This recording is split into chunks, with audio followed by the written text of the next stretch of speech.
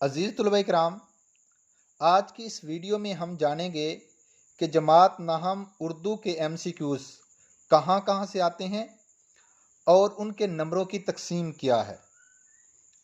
जमात नहम उर्दू में कुल 15 MCQs आते हैं और उसके 15 ही नंबर होते हैं, लेकिन बोर्ड की तरफ से उसको हल करने के लिए 20 मिनट्स होते हैं। अब हम जानते हैं कि ये 15 नंबर के MCQs आते कहाँ कहाँ से हैं।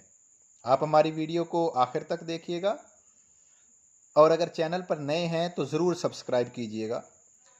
हिस्सा नसर यानी जो असबाक हैं उनमें से 7 नंबर के MCQs आते हैं और हिस्सा नज़्म में से 2 नंबर के MCQs आते हैं और हिस्सा गज़ल में 1 नंबर का MCQs आता है। आम तौर पर ऐसे ही होता है, लेकिन कभी कभी ऐसे हो जाता है कि वो हिस्सा नज़्म में से 1 MCQs दे देते हैं, हिस्सा गज़ल में से 2 MCQs दे देते हैं, और कभी ऐसा भी हो सकता है कि वो हिस्सा नसर में 6 MCQs दे देते हैं और हिस्सा नज़म में 2 MCQs होते हैं और हिस्सा गज़ल में भी 2 MCQs होते हैं। यानी ये बात तो कन्फर्म है कि उर्दू ए में से 10 नंबर के MCQs आएंगे, बाकी 5 नंबर के MCQs रह गए। तो मुज़क्कर और मुअन्नस ये 9th के सिलेबस में शामिल है, वहाँ से 2 नंबर के MCQs आएंगे। इसी तरह ये मुतरादिफ और मुतज़ाद में से भी 2 नंबर के MCQs आते हैं और वाहिद जमा में से 1 नंबर का MCQs आता है।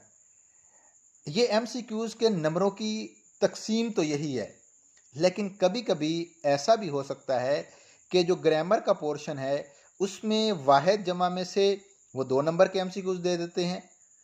तो जब इसमें से 2 नंबर के MCQs आएंगे तो फिर तज़कीर व तनीस या मुतरादिफ और मुतज़ाद में से किसी एक चीज़ में वो फिर 1 नंबर के MCQs दे देते हैं।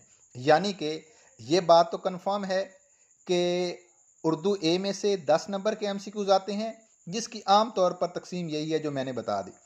और उसके बाद जो ग्रामर का हिस्सा है, ग्रामर की यही चीज़ें शामिल हैं। 9th में मुज़क्कर मुअन्नस हैं, मुतरादिफ मुतज़ाद हैं और वाहिद जमा है।